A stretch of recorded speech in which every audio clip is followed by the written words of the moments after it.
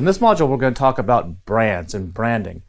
Amazon has made a big shift in the last several years towards emphasizing brands. They really want sellers to actually have a brand on Amazon. So they've opened up a lot of additional features, which we'll talk about in one of the other modules where I'll show you all the things you can get with brand registry. And that's where you have to have a trademark, have it registered with Amazon. And then they open up a lot of additional reporting features, a lot of different advertising features, a lot of different just features on your listing.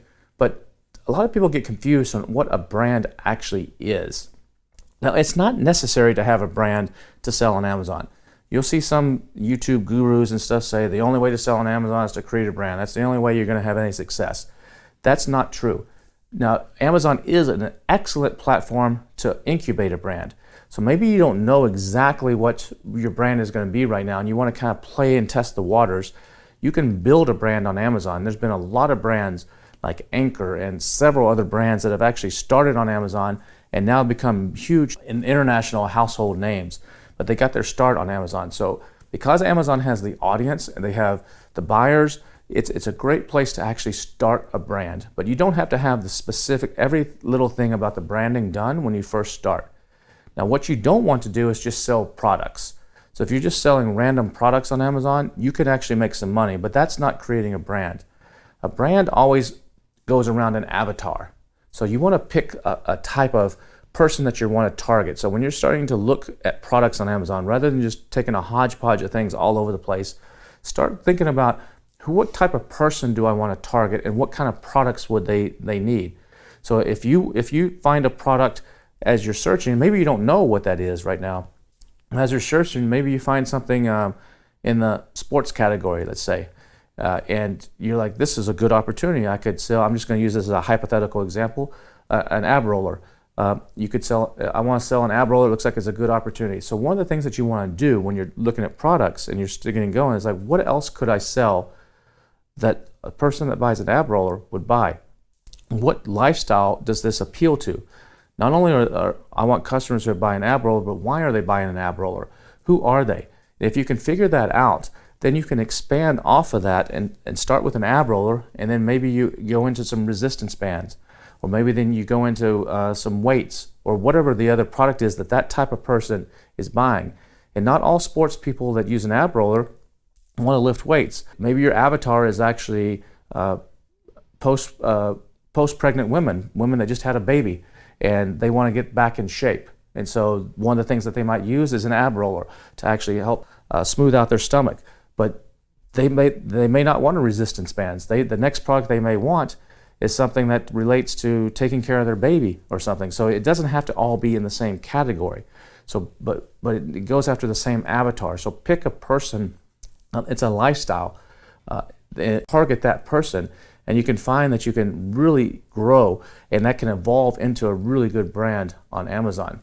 So, like I said, it's not necessary to start with a brand on Amazon, but it's a great way to actually incubate and build a brand and evolve, and it may go in a different direction than what you initially think, and that's totally okay. But what is a brand? A brand is not just a logo. A lot of people think a brand is their logo and that's it. That's not a brand, that's a logo. A brand is how people perceive you. It's actually an identity. It's what people think and feel when they hear the name. When you hear Apple, you think and feel something. When you hear Microsoft, you think and feel something. And those are not the same two things. You know, if you go back to the commercials that Apple ran years ago, where they had the Apple guy and the Microsoft guy, the little nerdy guy that was a Microsoft guy, all into accounting and numbers, and the Apple guy that was all cool and into graphics and cool stuff and music. Those are establishing a brand identity, and that's what a brand is. It's a lifestyle. It's an affinity. You know, when someone buys a Louis Vuitton purse for $1,600, yes, it's typically a better quality purse than what you get down at Walmart for $50. But when someone is willing to pay that kind of money for it, they're saying something about themselves. They're saying something about the brand. The fact that they have that Louis Vuitton bag makes them feel a certain way, makes them feel special or successful or whatever it may be. That's what branding does. And so that's what you got to think about when you're starting to create your brand on Amazon. Now, you can sell your product without a brand. And there's some people out there that say, if you want to sell sell your products to down the road in 3 years, you got to have a brand. That's the only way you're going to sell your product. That's not actually true. A lot of the aggregators now, they will buy your product and roll it into their brand if they think it fits. Now, having a brand can be good, and it can be, if you're a strategic buyer, will often buy you for the fact that you're a brand, but it's not absolutely necessary. Now, what I like to say is that you're not a brand on Amazon unless you have at least 2,000 searches per month for your brand name by itself. So if you go in and type in your brand name and there's not at least 2,000 searches per month on Amazon, you're not a brand yet. People are not looking for you by your name. They're looking for just products. And so most people, the beautiful thing about Amazon is most people don't search by brands. And that's why you see in a lot of categories, these no-name companies are beating out the top brands in the space. Like in home and kitchen, some of the top, Cuisinart has some of the top appliances, and they're doing all right on some sales, but there's other unknown companies that are competing right next to them that are not a big brand name. So that's the beauty about Amazon, is you can wiggle your way in and compete against some of these biggest brands that have spent millions of dollars, or if not billions of dollars in decades building something by running commercials and establishing a brand. You could instantly come in and be positioned right next to them on Amazon. And if you do things right, you can actually then, that's why I'm saying you can incubate and you can build your brand using the Amazon platform. And it's a great place to do that. Another way you can utilize brands on Amazon is you can license. You could actually go out and license products from actual other brands. And so that can give you a leg up, especially if the brand has over 2,000 searches or more per month, and you can get a license deal with them. We talked about that in another module, and we have a whole module from Paul Miller that's going to be talking about that later on in the course, actually how to get these licenses and differentiate yourself. That can be a great way as well to establish yourself on Amazon for the ones that do get those searches and are brand centric. But most people don't actually search by brand on Amazon. Like 75 to 80% of the searches are for a product, for a need. They're typing in a stovetop cooker or slow cooker rather than Cuisinart or something.